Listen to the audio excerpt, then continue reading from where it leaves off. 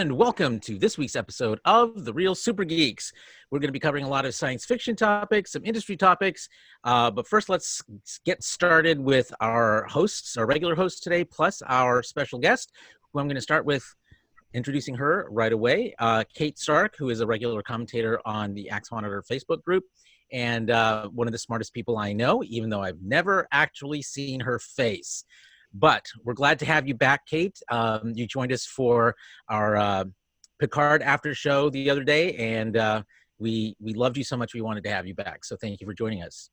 Excellent. Thank you, Carlos. I look forward to your insights aplenty on this episode.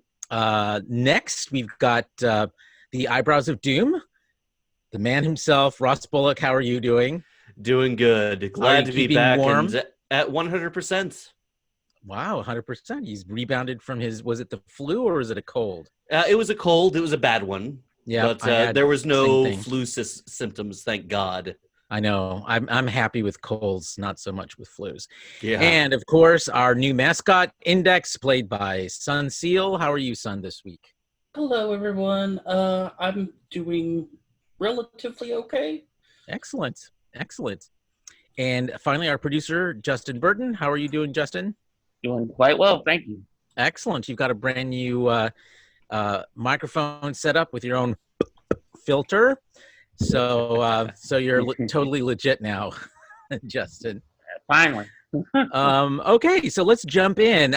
We have adjusted our recording time, and we talked about this a little bit last week. We've adjusted our recording time so that we can actually review the most current episode of Doctor Who without making you wait a week to hear what we thought about it. So you're going to get to hear our opinions, as wild and crazy as they may be, just hours after the show aired on Sunday evening. So we've got a couple of Doctor Who topics we're going to be starting off with. First of all, we're going to start with the review of the most recent episode, Can You Hear Me?, which is episode 7 of the 12th season, or series if you're in England, of Doctor Who. And let's jump in. First, let's get a general thumbs up, thumbs down, or mugwump from everyone. Sun, starting with you. This was a much better episode compared to last week. And that week was better than the one before. So no. You don't think so? No. Oh, good. We'll talk about that. Okay, we'll come back to that. Ross, how about you? Indifference. I haven't seen it. Oh, mugwump then. Yeah, okay. All right. Kate, have you had a chance to see this episode yet? I have not. That's okay. You don't get downgraded for that. We don't expect everyone to watch everything that we cover on the show. So, Justin, how about you? Yes, and yeah, it was not too bad. It had its ups and downs. This week was definitely, it was pretty good. I liked it. It felt like a Doctor Who episode again. Well, so let's jump in on that, Sun. Well, let's start with this episode. And we actually need to cover last week's episode too, right? Did we cover that one? No, right. We did not. That's right. We did not. So let's kind of jump in with both of them now that we've got a 2-episode perspective to work with here. I liked last week's episode.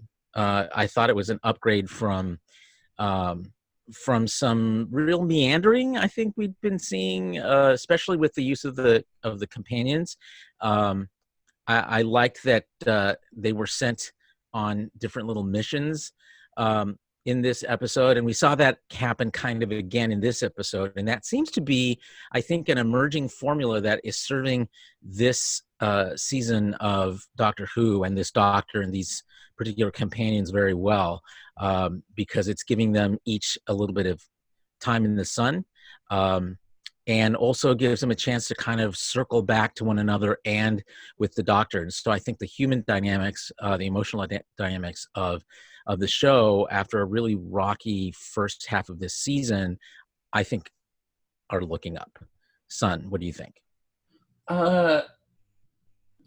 Well, in that perspective, yes, they've been given a lot more to do, but the stories fluctuate wildly in whether or not I think they're good or not. Mm-hmm. And you sounded like you liked this most recent episode story. Yes, I liked. I liked this evening's episode quite a bit. The battling immortals. It was more than just that too. What worked for you?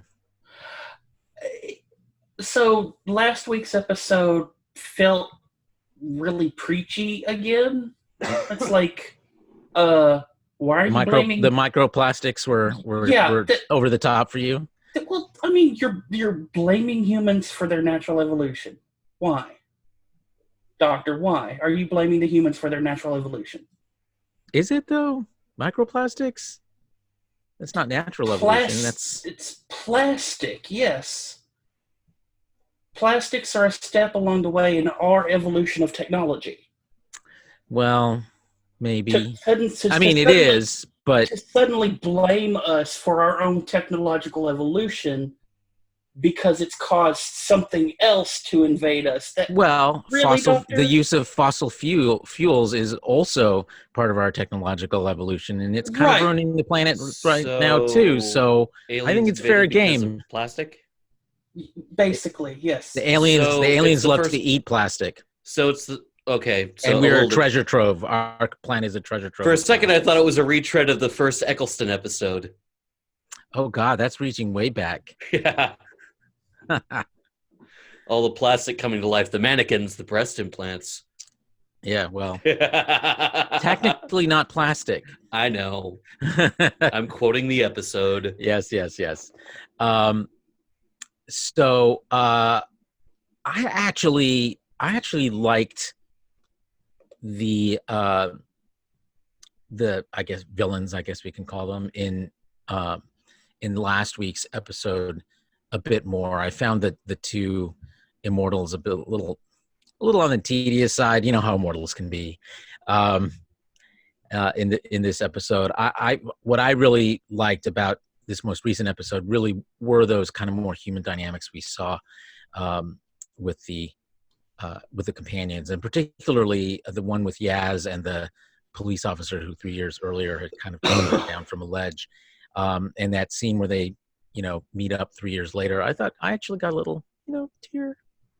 Yeah, but I think that was the whole, that's why this episode works better than last episode, because this episode is more hopeful on the entire lot than, you're responsible for all of this that's going on right now. It's like aliens invaded us and we're responsible. Okay, sure, Doctor. And this is more of an entire episode that this entire episode is both a journey of the mustache twirling immortals, but this, but also this journey of even from ancient times concerning mental health. Yeah, I thought that was a nice aspect of this episode. We actually got to see a hospital from a 14th century Syrian hospital. In Aleppo, which that overhead view of Aleppo, by the way, I meant to go look that up. It like how historically accurate that is, because it looked really cool. It was like this kind of fortified mountain fortress surrounded by a town below it, and it looked really cool. So I'm going to go look that up. But their production people, I think, did a nice job of portraying Syria from the 14th century. So have you gotten to the point, son, where you have a favorite one of these three companions, or do you kind of consider them as a unit? To be honest, they've always, from the get-go, they've been a package deal to me. Mm-hmm. Mm-hmm. You can't. I mean, you could separate one and say that's my favorite, but for me, they're kind of a package deal. Having stories individually for each of them is really nice, but it only builds in the fellowship of them all. Mm-hmm. Yeah, I mean, that's one of the things that I think is important, is it always has to circle back to one another and to the Doctor. And I felt like we got a good introduction to that formula last week, and we saw it work even better this week. Oh yeah, no, I definitely agree with you. The best aspect of last week's show was the fact that the companions were out doing their own thing and helping.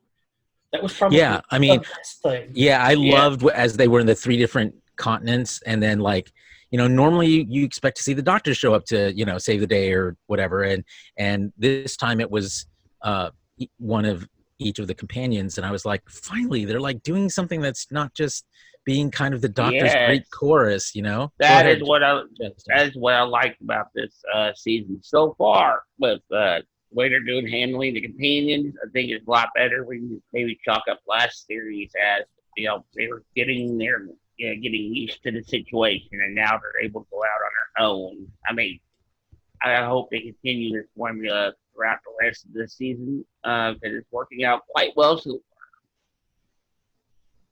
far. I also noted something a little new for Doctor Who, I think, which was the round of therapy at the end that each one of them had, which only the first one felt a little forced, but the other two I thought worked pretty well. Yaz's and Graham's, when he's confessing how he feels nervous about his cancer possibly returning, and confiding in the doctor.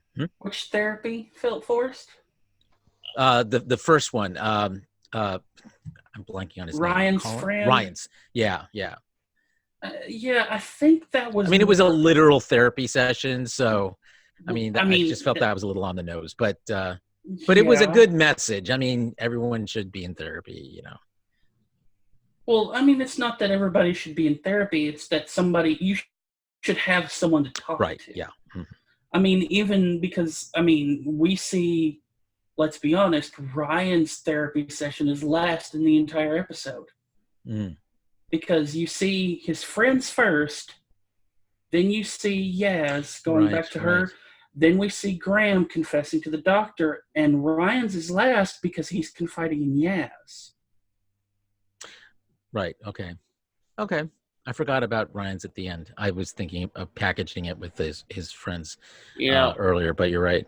I almost wonder if he might not be leaving the show early before the season's end. I mean, it seems to me that he's trying to make Ryan. He's bored of it. Yeah. Didn't I see that was the thing everybody was worried about before the season started, because the way they were talking, it was like someone was going to be leaving. Remember? Because just the way the conversation was coming off, it was just like he was getting, they were trying to play it that he was getting tired of being there. And I'm not sure that's the way he was phrasing it. He was not getting tired of being there. He was missing out on the fact that he was missing out on his family's and friends' lives, and that there was no way to make up for that. And we've seen this before in Doctor Who. I mean, we saw it with Rose. I mean, she went through exactly the same kind of thing, starting with Eccleston's doctor and then moving into Tennant's. So we've seen companions go through some of this sort of existential angst as a result of it. In general, I've been happy with how they work it out. I mean, they don't always end up happy at the end, but I think it's a dramatically satisfying. It's always been dramatically satisfying how they wrestled with it and ultimately come to accept, their lot in life. And so I'm hoping that they continue that streak with this set of companions. Absolutely. Any other major reactions to these last 2 episodes before we go on to a little bit of a Doctor Who tangent next? Thank God, no master. No, there was a master in this episode.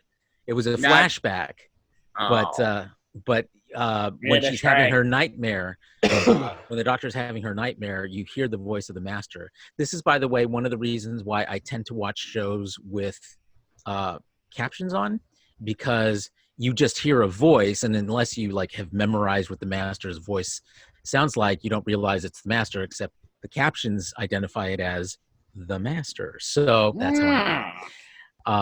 But yeah, the captions can often be shed a little bit more light on an episode than usual. Although they sometimes make bad mistakes, like I noticed in when I did a rewatch of Picard, I think at your behest, Justin, I noticed that the scene where Rios has the titanium, buried in his shoulder, and they take it out. By the way, I did notice, I think Kate, you made this observation, that he wasn't he was moving around a little too naturally after it had been removed. And I actually watched it again, and at least one of those scenes following the removal of the titanium shard, he does actually rub his shoulder like it hurts. So yeah, it's weird because he goes back and forth between it. You're like, okay, this moment he's favoring that shoulder, I expect that, and this moment he's not. What? But maybe they just have good drugs in the 24th century. Who knows? The last year of the 24th century. Anyway, my point though there was that when he refused the dermal regenerator, in the captions, it actually says thermal regenerator, which of course is ridiculous because it's dermis, it's skin. Anyway, there's your little medical factoid for the day. So if you've only watched half, I had only watched half of last week's episode by the time we started recording, because we started so early. Mm-hmm. And where I had stopped, I didn't. Basically, all of the coming together is in the second half of last week's episode, and the whole time I'm thinking this virus thing that is infecting people and transforming them looks a little bit too much like last season's Toothman villain. Oh, that's right. That thing did look really, like toothy it looked scales. Very bony and scaly looking. It didn't really remind me of plastic. Yeah, I thought of it more like tooth or tusk or something. So, as well. It's like has Tim Shaw sent some kind of viral agent back to the planet? Who knows? Who knows? Okay, so any final words on these last two episodes before we go into a couple of issues that they bring up or that have come up? I really hope they continue the message of hope and not the accusatory stuff. Well, I mean, that's definitely, I always like a good rousing doctor speech where they stand up to whatever invading alien there is and stand up for humanity, which, we need all the help we can get, right? So, so I like whenever the doctor does that. Especially when we have neurological nightmare fingers on our side. Oh yeah, I'm going to send these nightmare fingers. One of the bad guys in this episode. They steal nightmares. They feed off of humans' nightmares, and the way he gathers it is he holds his hands up and the fingertips come off and move independently, and that's how they take in your emotional pain. That he literally literally sticks a finger in your ear to cause you to have nightmares, which he steals. Because they're tasty to gods. Okay. Tasty nightmares. Okay. I guess I've seen weirder. Doctor Who has done weirder. True. They had living plastic trash cans that ate people. Yeah. You're so bitter about that. I love it. The good old days. See, I'm not actually bitter about it. I was one of those things I was like, oh wow, they did do that. So I don't eat because I never even remembered seeing that in the first couple of Eccleston episodes. Yeah, you're right. Okay, so let's move to one of the things we started talking about last week that I've read some more speculation about this online since our first discussion, and that who the heck or where the heck Uh-oh, did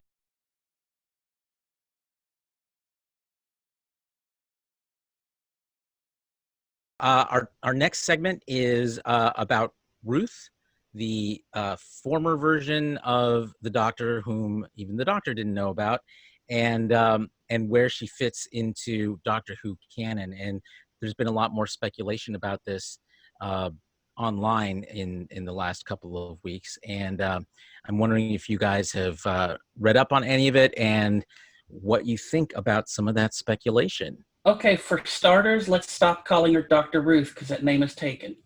For the record, I did not, but yes, I can see that's a good point. So I've just been calling her the Fugitive Doctor. Ooh, That makes sense. I mean, we got the War Doctor, so why not the Fugitive Doctor? Well, I mean, who was the fugitive of the Jadoon?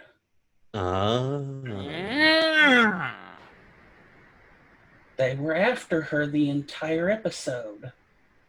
Right, and so she, what you have to wonder what the transgression was that she, was accused of. And one of the speculations I read that seems persuasive to me is that that information of the function oh for no, the not Time again, Lords. Carlos. Oh, damn it! Well, it was momentary. You're fine again. So just okay. I'll start over again. Hit the 10-second reset. All right. So the speculation that I kind of have been attracted to is the idea that she was on some kind of secret mission for the Time Lords of Gallifrey that either she ended up objecting to or they ended up objecting to the way that she handled it, and she took off and they went after her and somehow did find her and wiped her memory.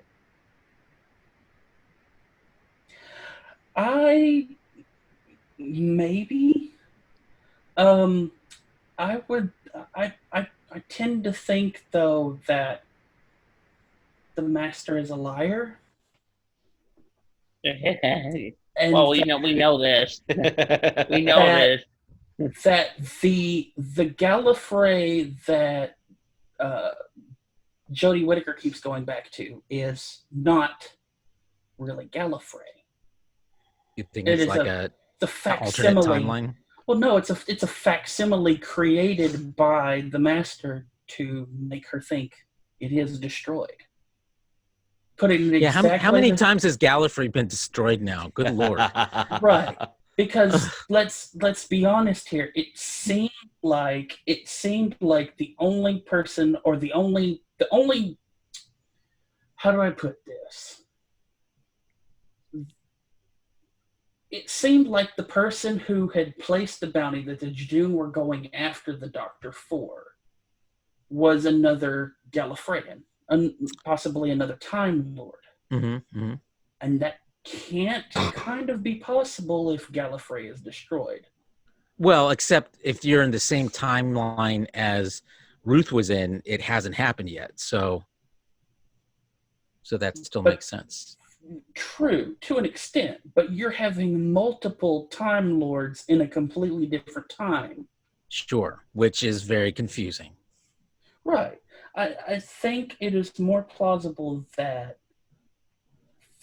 Gallifrey is alive, and what we're seeing is a bit of jiggery-pokery, maybe, at having a Valeyard. You get extra points tonight for using the term jiggery-pokery, by the way. Well, there you go. It's a great term, and I never hear it used anymore. So I honestly think we're trying to go for a Valeyard Doctor here. Because of how flippant she is seemingly with life. Because well, she's certainly a more aggressive Doctor. Well, yes, and she not only is she a more aggressive Doctor, she has no qualms about the stuff that she does, killing people. Right. You know, the Doctor is normally very concerned with life, even and specifically not using guns. Well, not only not using guns, not reversing guns so they kill people either. Right. That was. That's why I'm thinking this group is probably the Cybermen. I don't know. Something's just, I don't know. It's making it a little bit too convenient, I think. Which part? Which part do you think is too convenient?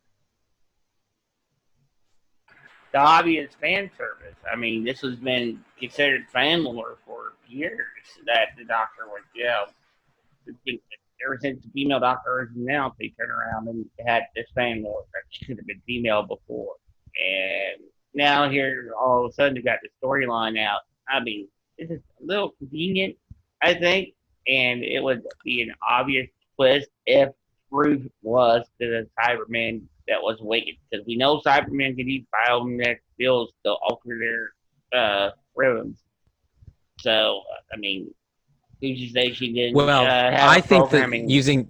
I think using the Cybermen in this way is way more convenient, way more of a convenient story-wise than what you're suggesting about simply having a female Doctor. I mean, Cybermen are literally a Deus Ex Machina. So, so I tend to be a little more.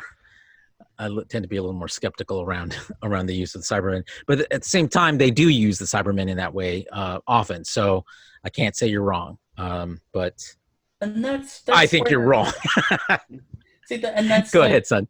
And that's the confusing part, because we've seen the Valeyard before in Trial of Time Lord, and it's always insisted upon that the Valeyard is a Doctor somewhere between the Doctor's 13th and last regeneration, and or 12th and last regeneration. I can't remember specifically, but it's literally the end of the Time Lord's life, and it's supposed to be all-out evil.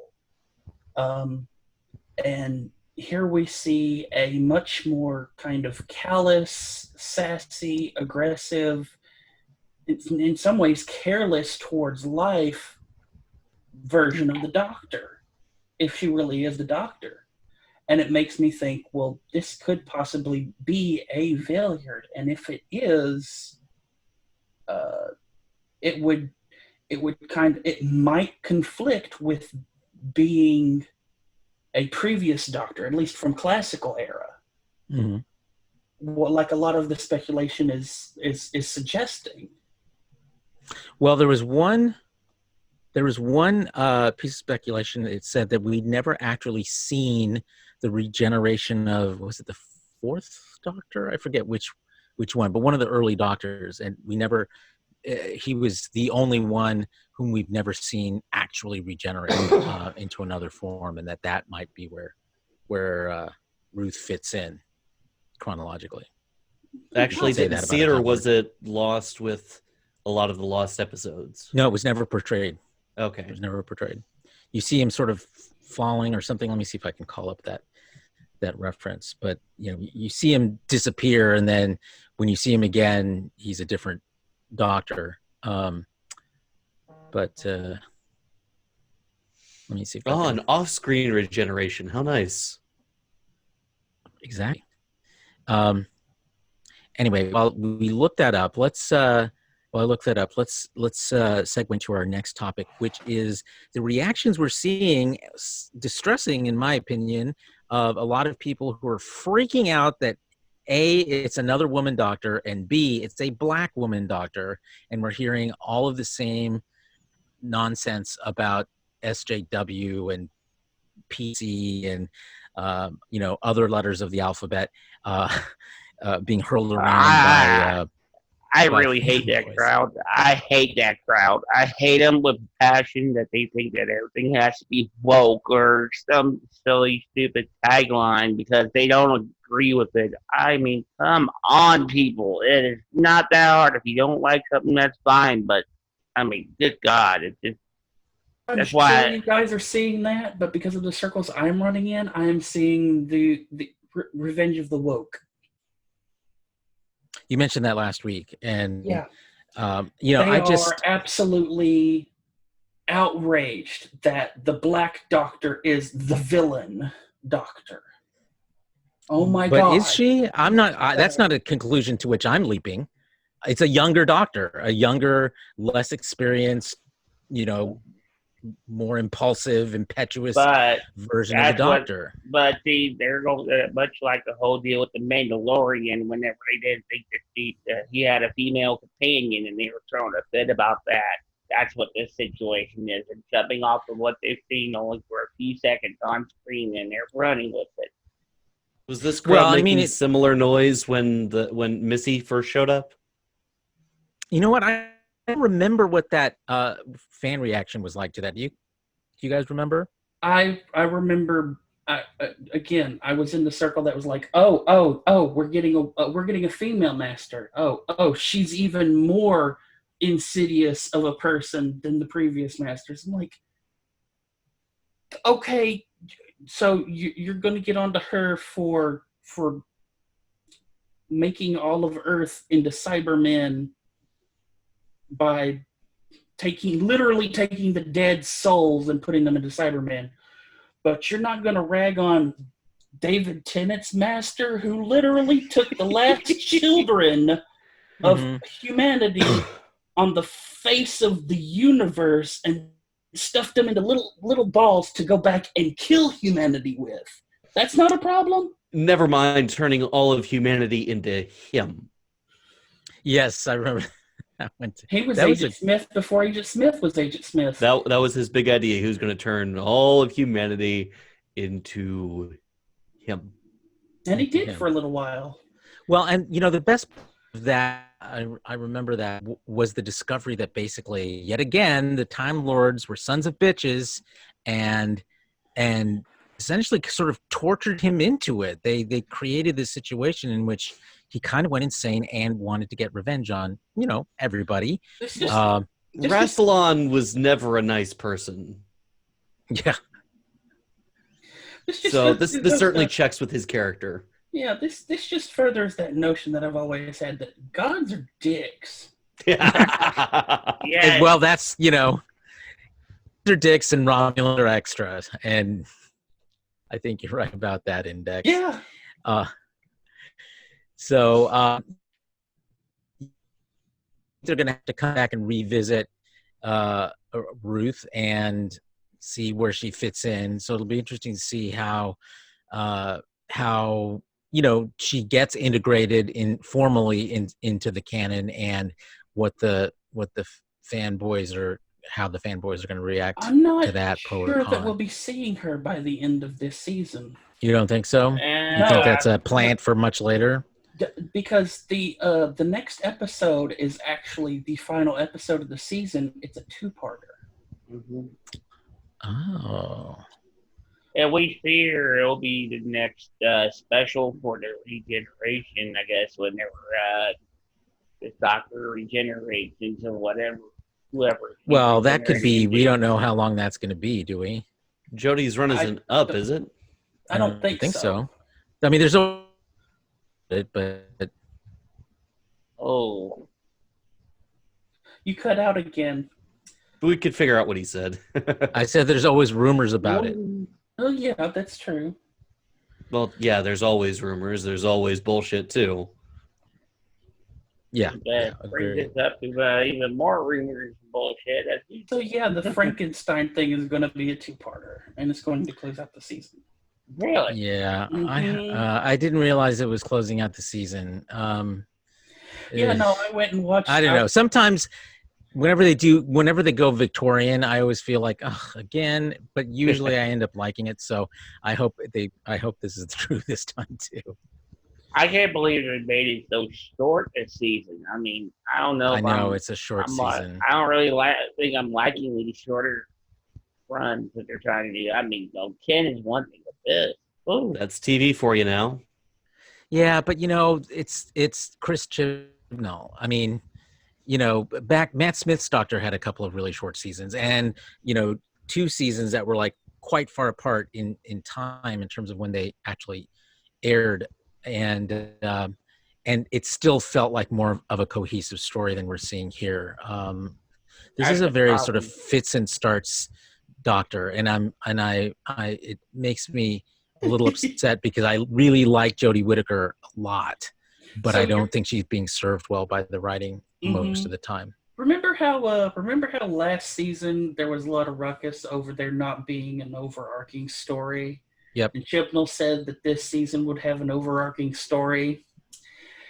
Well, it kind of turns out that the Tim Shaw thing from last season is more of an overarching story than what's going on this season. Yeah, because I had thought the doctor was supposed to have somebody stalking her the entire time, and so far it's been like more of the same. It's like, I don't know. Hopefully, hopefully next is there a episode writer's strike going on in the UK right now? Is there a what? Is there a writer's strike or something? Is Brexit really No, having this was that much all- of an impact? This was all written a long time ago. These episodes have been in the can for a while. So yeah, nothing current is affecting them. They started production over a year ago on this. So yeah, so it's only 8 probably episodes. Yeah, hopefully it's not going to take another year and a half or whatever before you see something else, because that's just ridiculous. That's wait that long. But that's TV nowadays. See, you guys keep saying that, and I completely disagree. TV nowadays, yes, it's shorter seasons, but more is happening. You know, these are better thought out stories. They're chapters in a bigger story. That's not what we're seeing with Doctor Who, and so I don't think you can take what's going on with prestige television and say, well, the Doctor's doing the same thing, and well, no, I mean, the network is, from the sound of it, the network is doing the same thing, regardless of the quality of the show. Let's be clear. This is the BBC. English networks always have done shorter seasons. Okay. Always. Okay. British series are very common to have 2 episodes, 5, 7, 9, less than 10. It's actually the exception to the rule to see any kind of a series that goes more than 10 episodes in a season. Okay. So it's not that weird for English television. Yeah, the only reason Doctor Who is extended like it is in British television is because of its start in British television, because it was a daily show. Yeah. It was? Yes. Wow. That's why all of the like first, like the classic Who is all part 1, part 2, part 3, part 4, part 5, because it was done daily. Yeah, it was like a sci-fi soap opera. Dark Shadows was the same way. It was daily. Yeah, it was like a radio show for television. That's the way they sold it, pretty much. So it's also why Doctor Who had nothing for a budget. Yeah, and it showed. And now it's part of its traditional charm. I guess so. I tend to take it on faith and move forward, because I just don't. I'm not a big fan of early Who. I'm not either. Don't feel bad. There are gems. Well, I mean, I think there are concepts that are introduced that I think were. I mean, the Daleks I always thought were utterly stupid until Eccleston. And for the first time, I remember I said to a friend of mine, I said, now I've seen the first actual fear-inducing Dalek, which I didn't think was possible because I thought they were just ridiculous. So, so it just shows you that you they got can soft do. again. Well, literally, because you saw the insides and they were soft. There were episodes that really kind of made the Daleks seem almost sympathetic. Almost. But then they'd turn around and they'd have, huge wing squadrons of them appear and destroy a planet. So, everything's set right. That's the Time War for you. Yeah, that'll do it. All right. So let's move from the Doctor, from Doctor Who, to the last in our weekly series of reviews of the best episodes, Picard episodes from Star Trek The Next Generation, and that we've been reviewing as we were preparing to go to watch Star Trek Picard. And our final one, number 10, is the episode Q Who, which is, well, let me ask you. Here's your quiz for the day. Why is this a significant Picard episode? Hello, Borg. Hello, Borg. That they should have called it that, frankly. I think that would have been a better title. The Borg, hello. Enter the Borg. Enter the Borg. This was, I think, For me, anyway, one of the most frightening episodes of Star Trek I've ever seen, because they were terrifying. Just the way in which they like tossed around, a starship and just cut into it, and that was the it's like first time we actually saw that model damaged. That wasn't done digitally, you don't think? Well, in 1987. No, they actually built a section of the saucer section and cut a section out for that scene because it was up in auction at one point. Mm-hmm. Yeah, it was actually built. They actually built that for that scene. Yeah, and I remember it had an emotional impact on me seeing that thing slide in and then and knowing that there were people on there. Apparently, I think 17 people died 17 as a result of that. But with respect to Picard himself and his character, I think the thing that stood out to me in this episode was, if I can, to coin a phrase, the sheer fucking hubris of Jean-Luc Picard when he was going on to Q about how humanity's, developed so much and we're so good now. We've set aside our, baser traits, et cetera, and Q decides to teach him a lesson. And he is pretty humbled by the end of this episode when he actually has to ask Q to save them because there's no saving the Enterprise without him at this point. But I think, that's one of those, frankly, I haven't seen that kind of a tongue lashing towards him until Rafi in this most recent episode of Picard, where she goes after him for basically abandoning her. And he gave him a pretty severe one too. What's that? Clancy gave him a pretty severe one too. Well, yes and no, but that one didn't hurt him emotionally as much as it didn't threaten it. Like it was frustrating to him. And people were really mad about the one with Rafi. I mean, I've heard people complaining about that. Well, because to them they see it as being unearned. They haven't seen the history between Picard and Rafi. They know for them this is the first time they've seen this character, and they don't understand the dynamic between them. They don't fully understand it yet, I should say. True. Yeah, I think it'll be more clear later on. There's also the people who think that this isn't true to Picard's nature either. That he would be someone to reach out. But the thing about Picard's nature is he is not a monolithic being. He is affected by things that happen to him, and him resigning from Starfleet, him losing faith in this institution into which he basically invested his character in, letting him down. I think that was a severe blow to him. I mean, he spent 14 years waiting to die instead of living, and he went into a kind of a depression. So for him to ignore someone like that, I don't think is out of character given the but I also think that those people are completely wrong too, because we've seen Picard be quite lone wolf all throughout TNG, and the movies especially, and even in that he reaches out when he has to. Not because he wants to.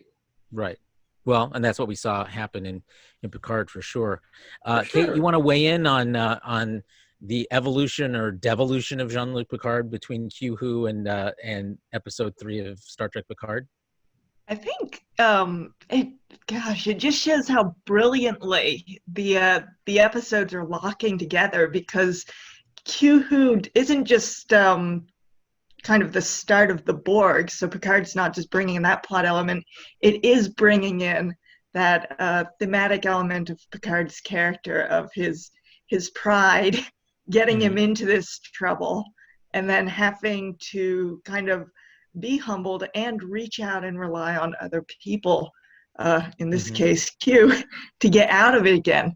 And it also points to, I guess you could say, Starfleet's hubris.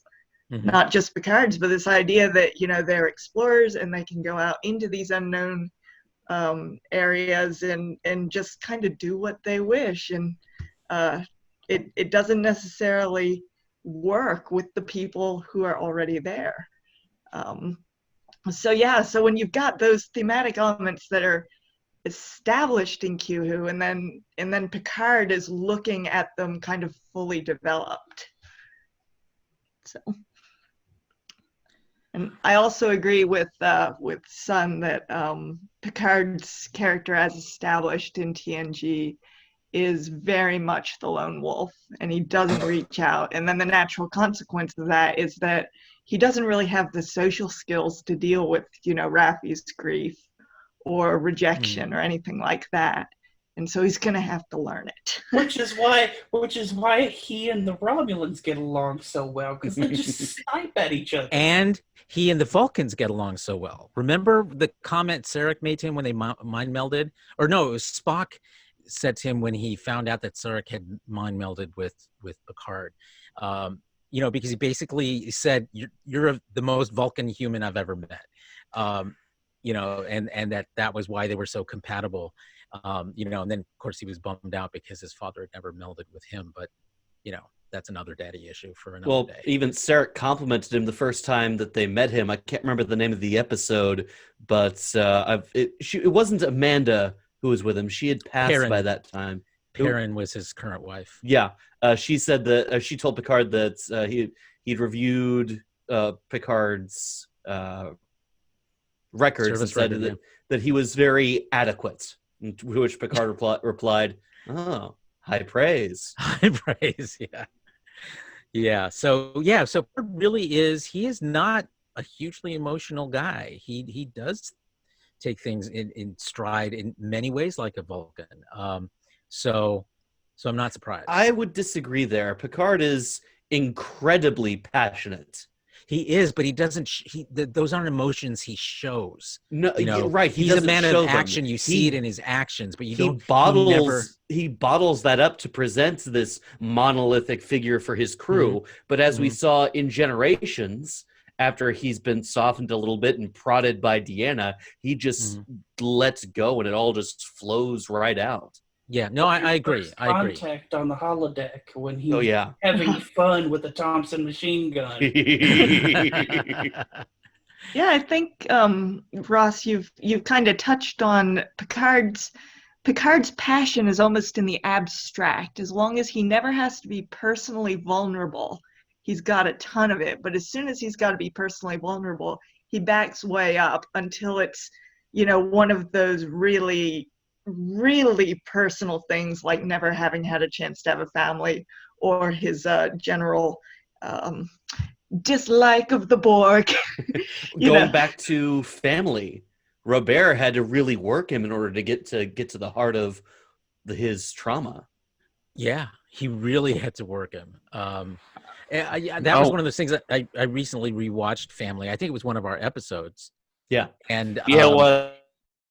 And one of the things I noticed was really, the first time I saw it, it was just like, oh, his brother's an asshole. But then you realize, no, he's doing this very deliberately because his brother has got to get these emotions out. And he's possibly the only person on the planet who can press the right buttons to make that happen. And you see that he's actually not such a bad guy.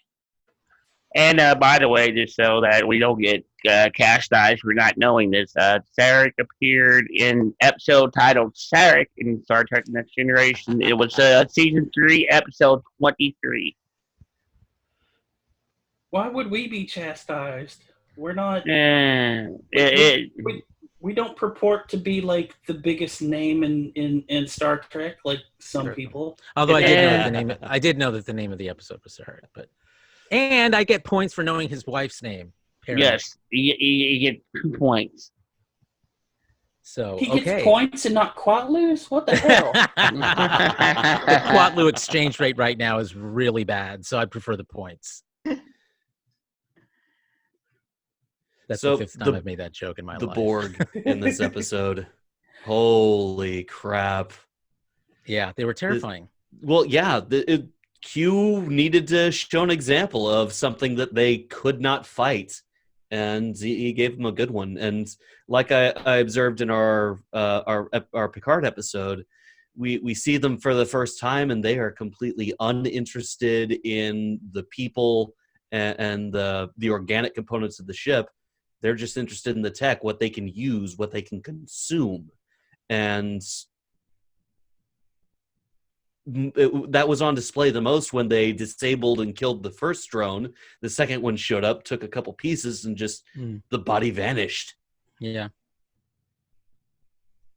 And I mean, that established a thing that we saw happen in a number of other TNG episodes, which was that leave no Borg behind. Like that was a part of their protocol was to take any, or have them or take them away, which is why it's interesting to me that in the instance of Star Trek Picard, we have an entire cube that they basically left behind. I mean, they cut it off for their own, to keep, any changes, or adverse effects cascading through the collective. But it is interesting that, one of the driving forces in this new series stems from the fact that the Borg had to leave an entire cube behind, and, what implications that's now having in the Alpha and Beta quadrants. I mean, it's not like we've never seen this before. Yeah. Voyager did it a couple of times. The Cooperative, Echeb. Not to mention 7 of 9. They did it in Next Generation too. With Hughes people in Descent. Another Hell, lore 7 episode was for you, separated Justin. at least once before she met Voyager. Yeah, so it's definitely not a new concept that the key was cut off from the collective, but it is a new concept that it's in the Alpha quadrant. I would postulate that it's rare that the collective generally doesn't lose contact with ships and drones for an extended period of time. Something pretty catastrophic has to happen in order for the Borg to completely they're cut off a piece of itself. definitely hinting at that in Picard. So Then they establish in Voyager that they usually self-destruct and they get cut off from the collective or something like that.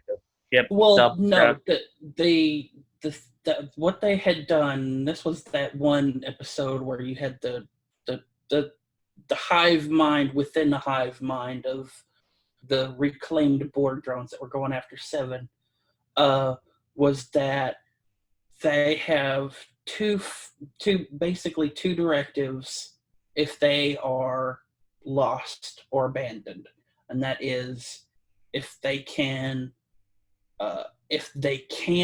send an SOS to the Borg, to send an SOS to the Borg and do absolutely nothing until the Borg get there, or if there's no hope, self-destruct. that's how I feel some mornings. That's how I felt this morning. So, any other Star Trek news we want to touch on before we move on to some of the news of the week? Some of the rumor mill. Well, do we want to talk about that? Not without Sean here. Without John. Ketwalski released a video today of the top 10 lingering questions, and one of those questions is what we talked about last night with the cybernetic doctor just happening to show up at the chateau. He showed a picture from one of the pre-release trailers that showed her being mind melded with somebody. Really? Mm-hmm. Yes. I knew it. Well, that could be happening later, though. So don't jump to conclusions there. It's but possible, but it's something that's there. Yeah, no, that's a very good observation, but we shouldn't leap to conclusions quite yet. But it would explain a lot. It would also explain how she knew how to hold and fire a rifle that she was absolutely terrified of. I totally thought about that too. Because ain't it just convenient she showed up exactly when she did, holding one of the attacker's weapons that he walked in the door with. We're also operating under the assumption that Commodore O is a Vulcan. She was standing there out in the sun with sunglasses, indicating to me that she is very likely not. Well, first of all, that inner eyelid thing, that's only activated in stress. It's not like an everyday thing that's activated. So I don't think But that's. Yeah, everyone Vulcans who's have- pointing to that as, oh, that's clear that she's not. I mean, that's just But not how It works. it hints to me. I'm not going to bet the farm on it, but I will say it casts doubt on I mean, the come fact on. that she is farm. Vulcan. Earth's sun Bet the is farm. nowhere near as powerful as Vulcan's sun is. It's So not about the why power would- of the Sun. sun. It's about the reflection of the light off the sand that will Two. blind normal people who are not protected. 2 suns. Two Vulcan suns has 2 suns. plus the that desert doesn't sand. change my point, which is that Earth's paltry little single sun does not threaten a Vulcan island. So That's why it's not a Vulcan. Exactly why the shades are unnecessary. Now, if she was wearing them for effect, okay. I think she's wearing them for effect. However, I I still choose think to Why press does X. anyone? Why does anyone wear glasses? I mean, I come on. choose to press X for doubt. I Well, choose to believe they're you're Google entitled to Glass. do that. I don't think there's enough evidence to contravene what you're saying. To hide somebody from, well, I mean, I still choose to believe that they're Google Glass. I'm sorry. I'm not, you Actually, they're I just tend to agree with displays. you, son, know, on you know that what, one. John? You could very well be right on that one. Oh, yeah, wow, we're all She's agreeing just with her. cross-referencing data while she's interacting with That makes so much sense coming out of you, Index. Kate, do you have an opinion on Commodore O? Oh, I think she's got a flair for the dramatic. I think so too. I think so too. And when she dies, I think she was we're wearing gonna them hear to her. be badass and to intimidate Girardi. That's my theory. She could never be as badass as Admiral Clancy. Because that was pure I fucking don't know. hubris. Now I want to go back. Hey, did Kowalski say which of the trailers they showed that mind meld in? No, he didn't. He just said it was from an earlier trailer. Okay, I'm gonna have to go back because now I'm curious about that. We need to have them on again. We do. We're gonna invite him on soon. I'll send him a message and we'll have him back with us.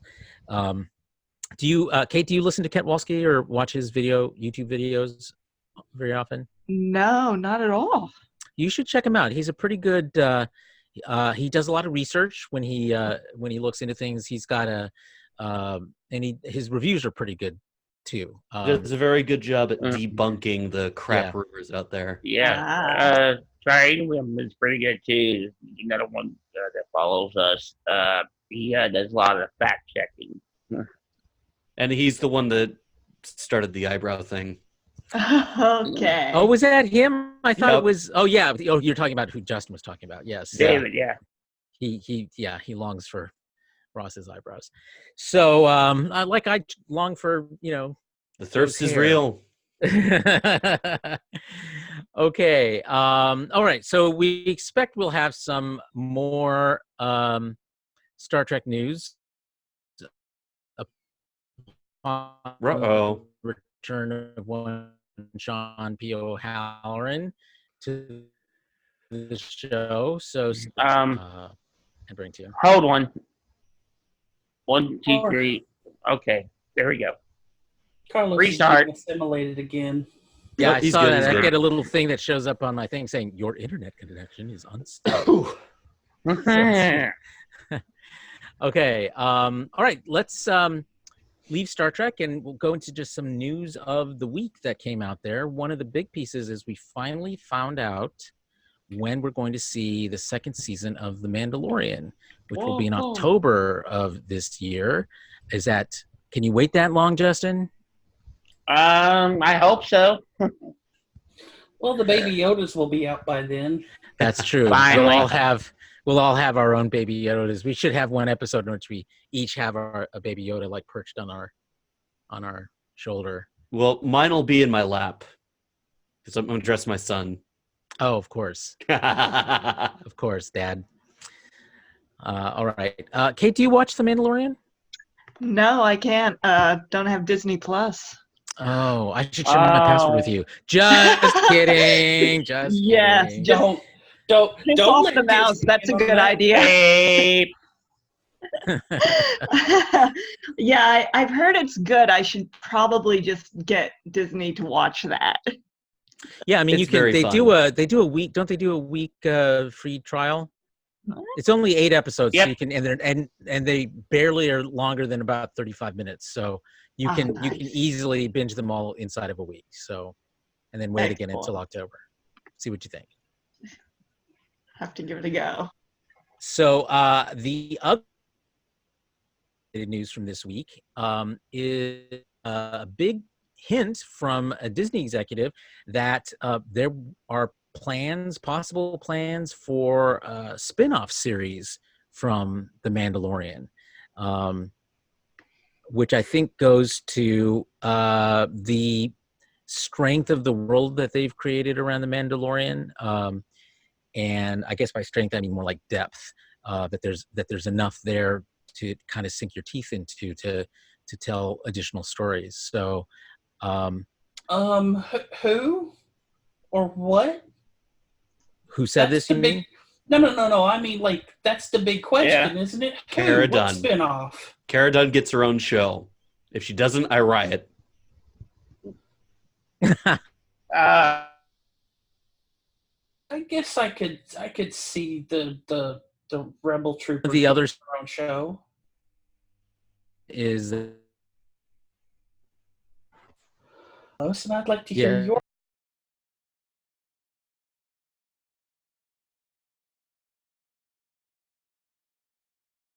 opinion. yes. Okay, so Uh-huh. outside of the Rebel Trooper, what other character do you think, or characters, as was relayed by Ross, do you think would make a good spin-off from The Mandalorian? Well, I think possibly the other bounty hunters, as led through by crap, what's his name? Trying to think of the actor's name. That's exactly what I said. Ross and Carlos both agree. Now, here's a bigger question because I had the same question.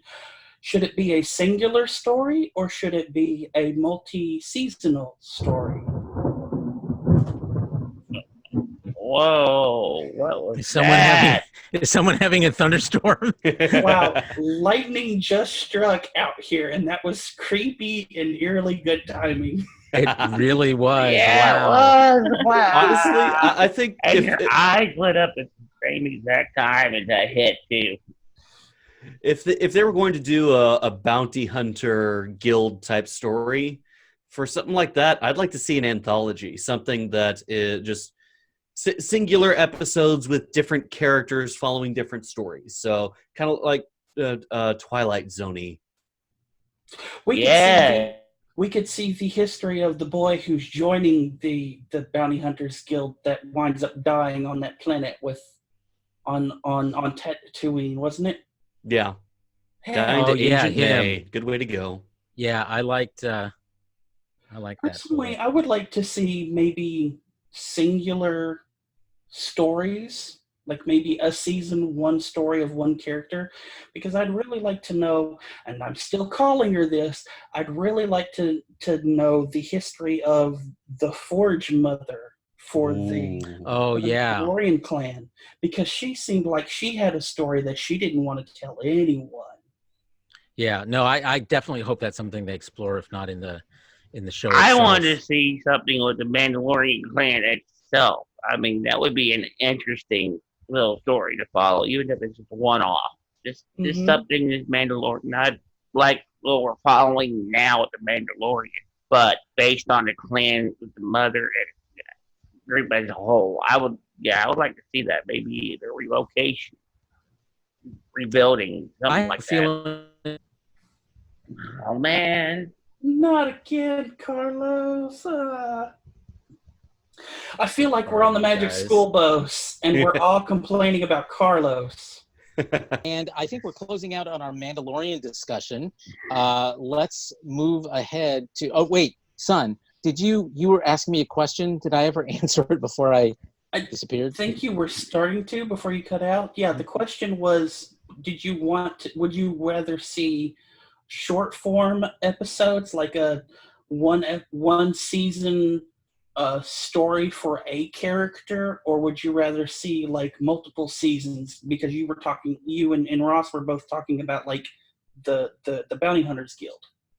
You know, I've always been a big fan of anthologies. I would love to see them attempt an anthology, and hope that it keeps an audience's because especially with how serialized television has become, that what's going to happen to these people next week idea is still, it's a big motivating factor for people, especially when you're talking about binge worthy stuff. So so it's an uphill climb, I think, to make a successful anthology series, at least an episode at a time. Maybe if you did miniseries kind of things, like 2-3 episodes kind of a thing, so people have time to invest in it a little bit more, that might I might be a little more optimistic. But personally, I would like to see them add. Isn't that what Discovery was supposed to be at first, was an anthology way series? way at the beginning, and even when I heard that, I mean, I thought it was a really good idea there, but they were talking about a season at a time. So every season it would be a new ship, new crew, kind of a thing. And you're just looking at a lot of costs that you can't amortize, which is how series televisions tends to make. It's one of the ways that they make money or are able to break even, is by amortizing costs over a long. The longer the series runs, the more they can do that. And so, if you have to have a new ship and a new crew every time, it just it makes it difficult to do that. It makes them more expensive. So, Justin, you need to create a new achievement tag. Using the Force. Carlos channels Ross.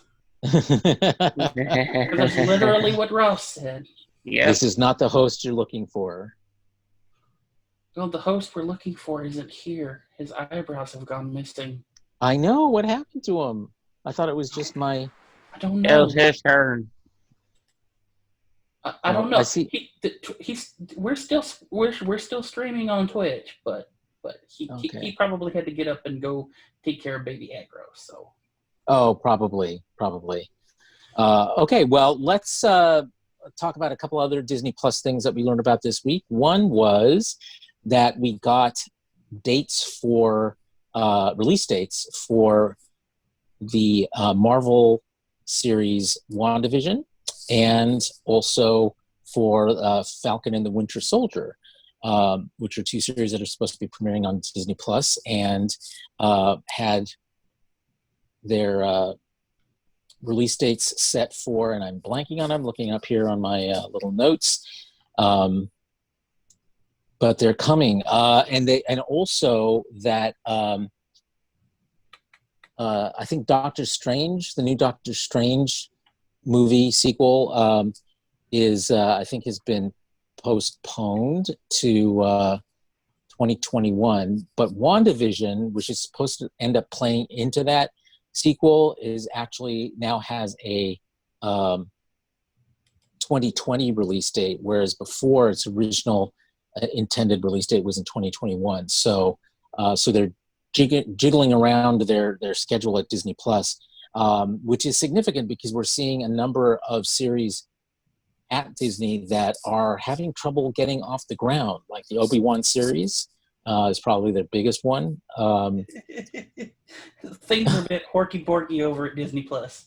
Yeah, so it's not quite the smooth new streaming channel that they would have you believe. They're definitely running into some challenges, in producing new content at a rate that people will want to consume it, given the fact that they now are paying monthly subscriptions to get this content. So it'll be interesting to see how that turns out. I think at last count, Disney Plus, the estimate of subscribers to Disney Plus is around just under 30 million, which is pretty good, pretty much out of the gate. So, but they'll have to retain those. That's the real trick for streaming platforms, is not just attracting people but retaining them. So, I have a question. Yeah. Is that the official font for WandaVision? No, it is not. Thank it is not. God. Oh my God, that is horrible looking. It was a silly font that I found, and I used that because, I don't know if you know the premise of WandaVision, but somehow it's supposed to be something like not a sitcom, but it's supposed to be like a kind of a camp. I'm not sure if campy is the right way to describe it either, but it's been variously described as sort of a sitcom kind of series about Wanda and the Vision. And since the Vision obviously is dead as far as we know, is this set in the past? Is this totally made up? We don't know. But yeah, so I wanted a font that, kind of embodied the silliness behind some of the premise of the show. I mean, I'm sure it'll probably end up being an interesting show, and the premise is going to be, It would be interesting. creative. It would be interesting if it was if this was a reinterpretation of sorts with Wanda and Vision, but set kind of like it was Bewitched almost. It has that feeling to it, as as the graphic that Justin brought up tends to show. It has kind of that sitcom-y, 50s, 60s feel to it. So I don't know. Kate, are you much of a Marvel Universe fan? I'm a casual Marvel Universe fan. I do not get into the minutiae of the universe. It's just so big. It is pretty big. It is pretty big. But I think the value of the series that they're proposing, the Loki series. Thank you. It's like you're reading my mind, Justin. The Loki series apparently is still moving forward on schedule. So these series, are creating the opportunity for people to dig in a little deeper on some of the characters that are introduced in the, sort of the big set pieces of the Marvel Universe, and getting people to know them a little more intimately and make it, I think, more approachable than. Okay, so looking at the logo for Loki, the only thing going through my mind is, okay, so Loki's a god, right? I wonder, is Loki the person who created Oz? Because it seems like something he would do. I suppose so. It would be. I mean, he's a trickster. There's even an Emerald City. And Loki's thing was green. Mercy. Well, I guess so. All right. Well, we're getting close to our time limit for this show. So let's move into a couple of quick industry things before we move into our what are we watching segment to close out the show. So one of the big pieces of industry news that I came across this week was around, the newly merged Viacom CBS mega corporation, and their, how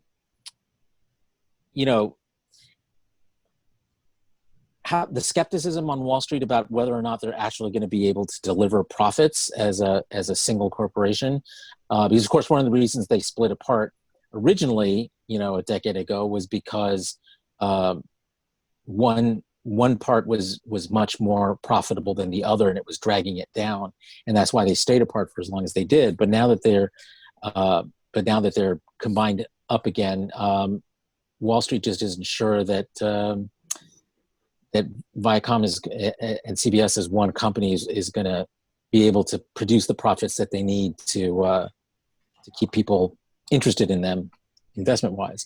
But that leads to another interesting announcement this week, which was how Viacom CBS is going to try to make that value proposition to Wall Street, and that is by launching, yet again, a new streaming service.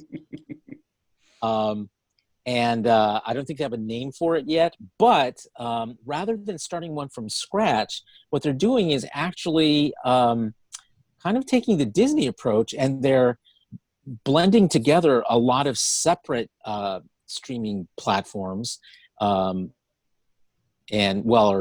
properties into one big one rather than starting from scratch. So that means they would bring CBS All Access under the same roof as Paramount Films, the channels that Viacom owns on cable, and other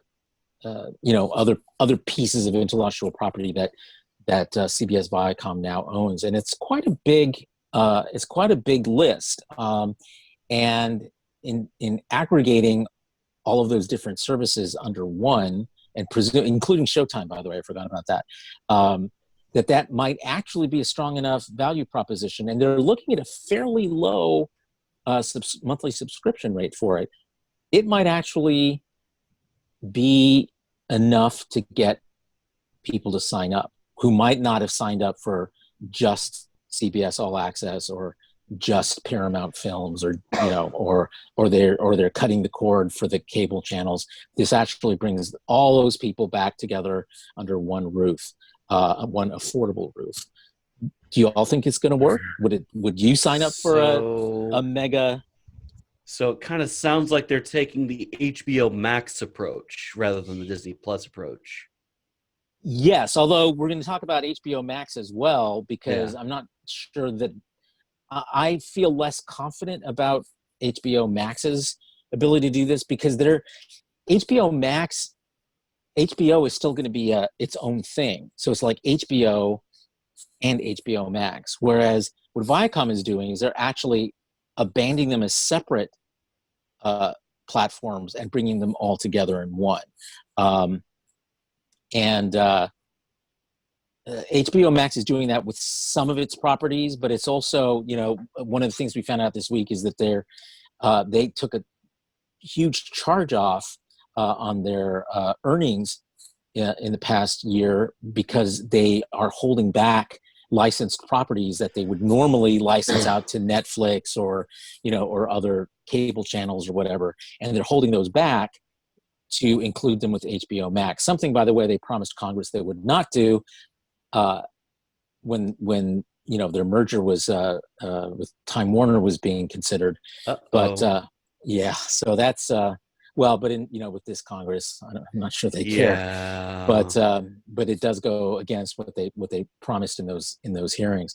But it's costing them a lot of money. They missed out on $1.2 billion in profits from licensing these shows and movies and so forth. So they're going, go ahead. Yeah, they didn't want to do the same mistake they did with Disney Plus did, because they still don't have all their stuff on Disney Plus. There's still some of it on Netflix, some of it's on Amazon Prime, and they're still not all in one spot just yet. But yeah, I'm so sorry. I think I accidentally stepped on you, son. Go ahead.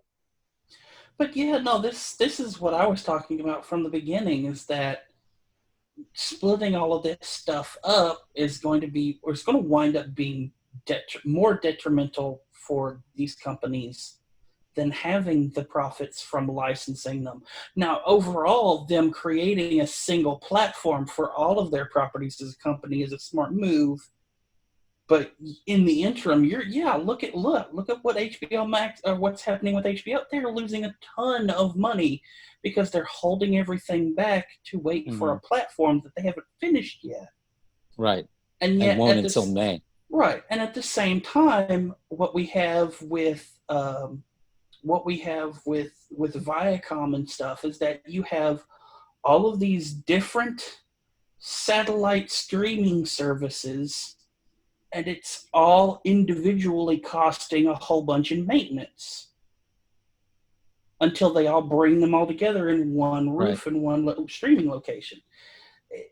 This is, in some respects, this is what I was talking about when you're seeing everybody have dollar signs in their eyes because they can all create thousands of different streaming platforms, but the money is going to dry up because all of those platforms are going to be niche, and the money they're going to bring in isn't going to cover the cost of upkeep for those platforms.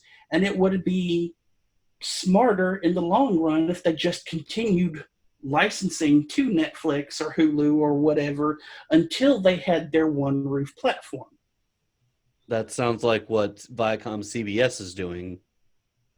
Right. Well, right. Well, they're not. They're keeping all their own stuff. So, they're not exactly in the same position that HBO Max is in which they're literally not. They're literally holding stuff back.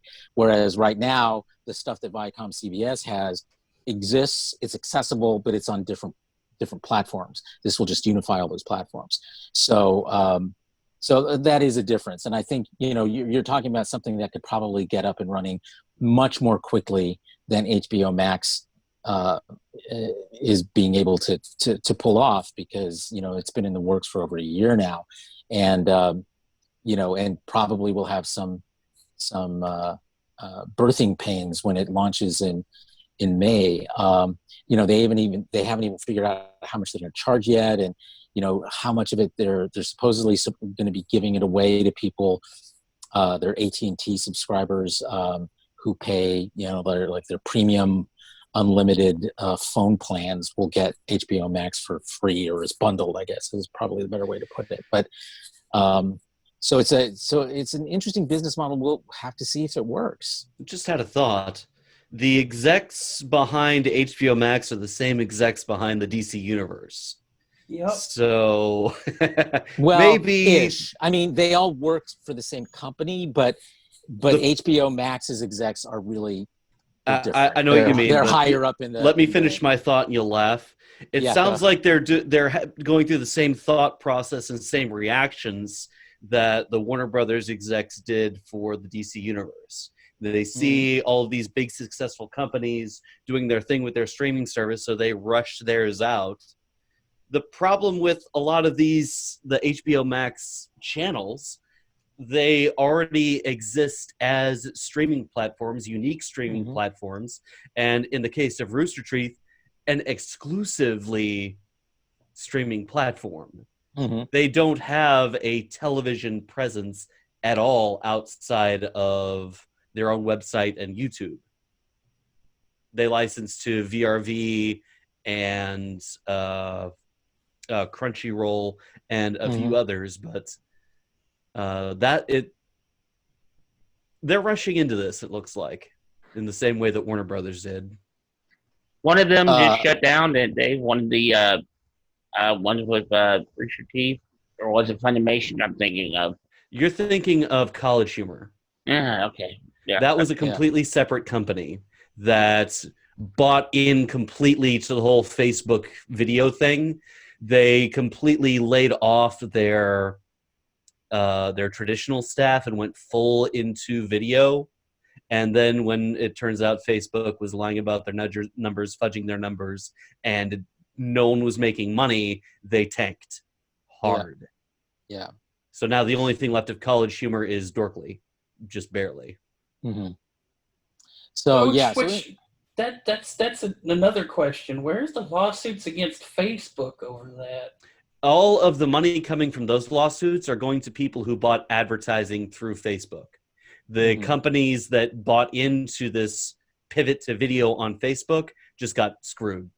Yeah, they don't have as much standing as the people who are the advertisers who are actually putting money into it. They were putting faith into it, but the advertisers put hard cash into it. So there's a lot of gamers that went to Facebook too that said the hell with it, because it's not just an entertainment company like College Humor. Newspapers tanked pretty hard, and news agencies tanked pretty hard because of this.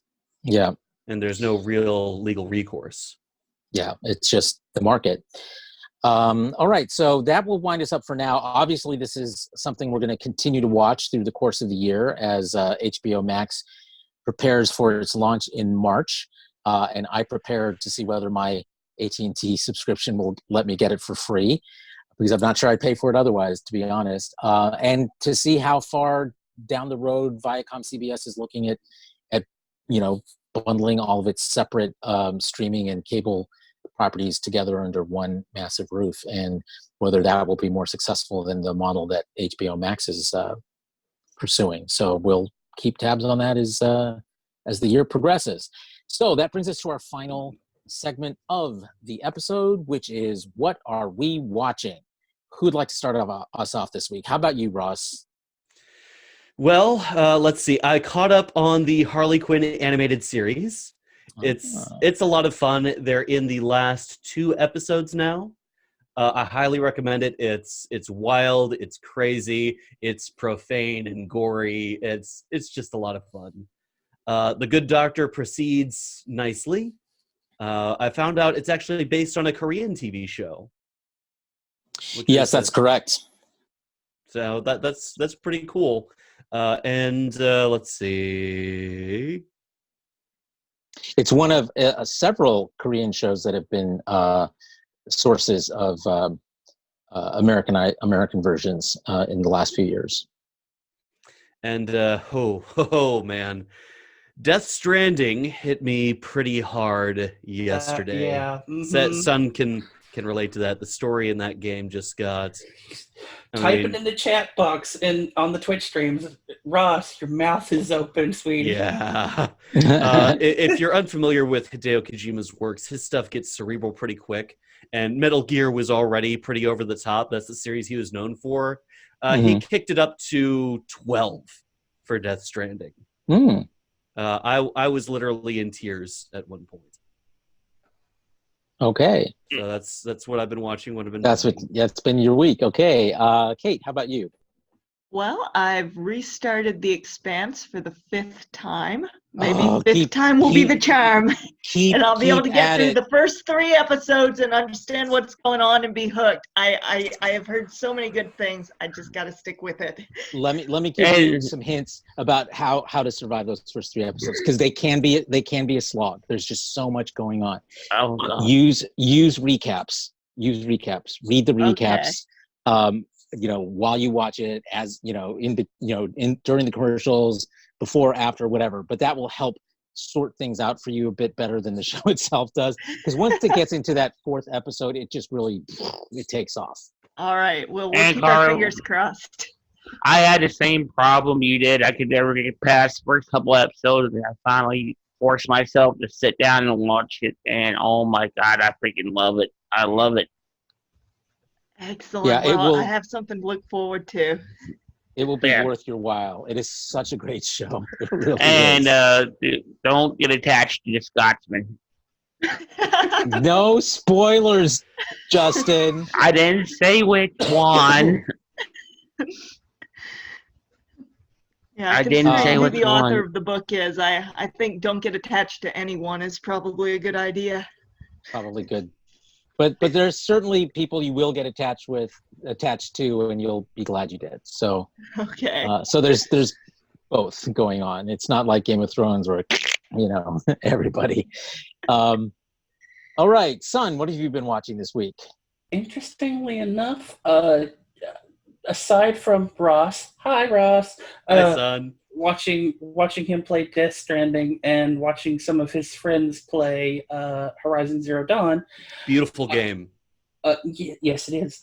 I have been watching a series of videos that came out from Ars Technica's YouTube channel last year called War Stories. And it's a video game series about different genres of video games and the problems that those video games had. Like they had one for Tiberian Sun for the Command & Conquer franchise, and it was about Command & Conquer's pathfinding system and the problems it had before that game launched and how they fixed it. Another one was about Sid Meier's Original Civilization. Oh, wow. How that game almost turned into a real-time strategy game instead of the turn-based game that it became. So those are, it's been an interesting watch. So I definitely recommend it. It's the Ars Technica YouTube channel. Good to know. I'm going to check that out. Thank you. It's a really good series. You'll enjoy it. Okay. Justin, how about you? What have you been watching? Let's see. I've been watching the Harley Quinn animated series. Thanks, Roz. I started watching Avenue 5. I blame Sean. Do you like it? Have you liked it? So far, it's all right. It's kind of like a weird cross between Season 1 Orville, Galaxy Quest, and House. I think of it as Veep in space. Yeah, there you go. That's the guy behind it. The same guy who created Veep. So that works for me if I think of it that way. It's Veep in space. Yeah. It just works. I wish he would push it a little bit more. I think it's going to get there. It seems to be doing that a little bit more in each episode. So, but yeah, that's been on my list as well. of things Yeah, that I've been watching. it just got some crazy plots. Like, yeah, I love how they do the plots with the people orbiting the ship after they got shot out. Oh yeah, that was, oh my god, that was hilarious. If you And guys then, haven't seen it, you well, need to see it. yeah, They shoot out these people who died. They shoot them out into space, and because of the way they shoot them out, they actually end up, rather than going out into space, the gravitational field of the ship itself is just strong enough so they end up orbiting the orbiting the ship. ship. And there's see-through caskets going around and around. It's so morbid but hilarious. That was And, my like, favorite part of the episode. Yeah, least- bodies coming out of them. I mean, it's hilarious. They opened up one of the scenes, and the lady's getting a massage, and you see one of the caskets go by, and she screams, and you just bust out laughing because that's all you can do. It's hilarious. You What gotta was this watch called it. again? Avenue Avenue 5. Five. It's on Avenue 5. HBO. It's on HBO. Well, at least and the ship has armor for when they get into combat, right? it's a They cruise literally ship. Go have reference. shields. Yeah. It's a fun concept. I like it so far. I wasn't sure I was going to like it, but then again, once I thought of it as deep in space, then I'm okay with it. So far, so good. Anything else? No, that's it for right now. Yep.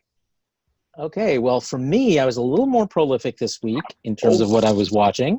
So I finally buckled down to watch, I binged The Stranger on Netflix, which is based on Harlan Coben's book about this stranger who shows up in these people's lives and either blackmails them or reveals some kind of secret that just upends everybody's life. And it's pretty good. It's got some nice twists and turns. A lot of people are contrasting it with The Outsider on HBO, which that's more of a horror show, so I'm not sure it's a really fair apples to apples kind of comparison, but because one's more, I mean, it's trying to be creepy, and the other's more of a different set of character studies. So I'm kind of enjoying each on its own merits, but and I have been watching The Outsider on HBO as well. In fact, as soon as I get off with you guys, I'm heading over to my TV over here, and I'm going to be watching tonight's episode because Don't tell us that. That's so wrong. Oh wait, did I phrased that unfortunately, didn't I? Once this recording is complete, I will be moving over to the television to watch the latest episode of The Outsider, Better. which is a riveting show. I don't know how many of you have watched it, but it is worth checking out. And again, I'm not a big horror fan, but and I'm not a huge Stephen King fan, but it is based on a Stephen King novel, and it's one of the novels of his I think I probably would like and may end up reading. But it's definitely creepy. It's got some great characters in it, some quirky characters in it, so worth checking out. Then a lot of people actually wound up liking The Green Mile, never knowing it was a Stephen King novel. Yeah, true. And it was on BBC America tonight instead of Doctor Who, when I thought it was going to be Doctor Who on. Then, speaking of Stephen King, I watched the pilot and probably about 10 minutes of the second episode of Lock and Key, which is written by his son, Joe Hill. And it's been in development hell for over a decade. Finally got made by Netflix, and I'm going to give it a trending upwards, but not a full thumbs up yet. I think I'm going to have to get a couple more episodes under my belt before I actually can say whether I like it or not. It has, as is the case with so many Netflix series, kind of a slow start, but the pace picks up in the second episode, so hopefully that goes along. The characters, the kids in it, only the littlest kid, who's super cute, is that engaging. The oldest son and the middle daughter are just mopey teenagers and great actors, but they're just a little too mopey for my taste. So we'll see if that one comes together. But I love the premise of it, which is they're father has just died in his ancestral family mansion in Massachusetts called Key House, has these magical keys all over in it, and each one does a different thing. And so they start exploring, what they can do, and of course they run into all kinds of danger and have to figure shit out as a result. But I know as a comic, it's been very popular, and I hope that that appeal makes it into the rest of the episodes of the series on Netflix. But I'm certainly going to give it a little bit more of a chance. I do plan to start watching that after I do the edit for this episode, actually. All right. Well, then we'll have to put our heads together next week and compare notes. A little bit of trivia before we go. Yeah.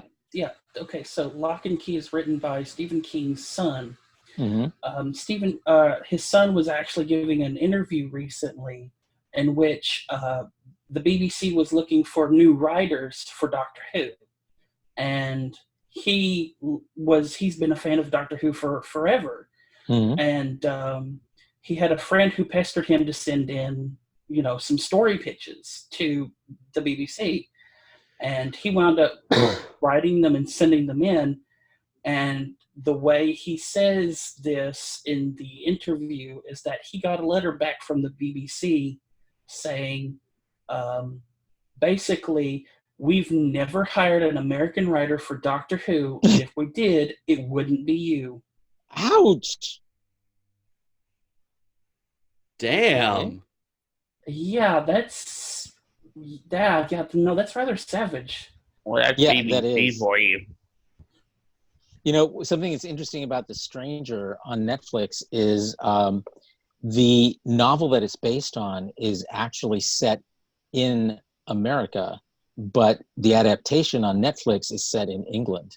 And there's this one great line where this policewoman whose best friend has been murdered, her partner moves in and says, to comfort her because of the murder, offers to give her a hug, and she's like, "Oh no, don't go all American on me." Oh boy. That's what they think of us. We hug a lot. Well, I mean, that's human nature to need tactile contact.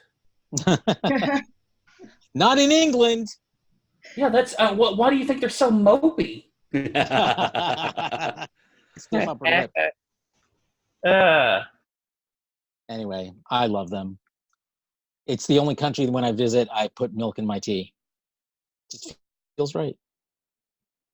All right. Well, on that note, I think we're done for the week. Any parting thoughts other than milk and tea that you want to share before we sign off? I've put camel milk in tea when I visited Oman. That was cool. Oh, that is cool.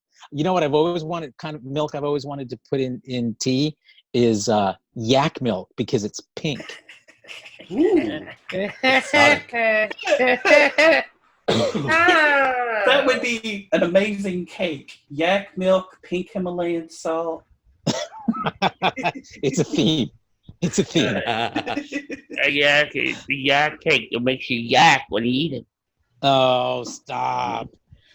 All right. Well, it has always been a pleasure working alongside you folks. Kate, thank you again for joining us as a last-minute replacement for that bum Sean O'Halloran who couldn't make it, and that bum Joe Diaz who couldn't make it, and that bum Raul the Bowel who didn't make it. You were worth all three of them and more. Thank you. We just won't tell them. They aren't going to listen to this, those bums. Anyway, yeah. Edit it out. Take it out, Justin. Take it out. All right. So that we're done for the week, and we will see you next week on the Real Super Geeks podcast. And remember, I'm always archiving. Thank you, Index. And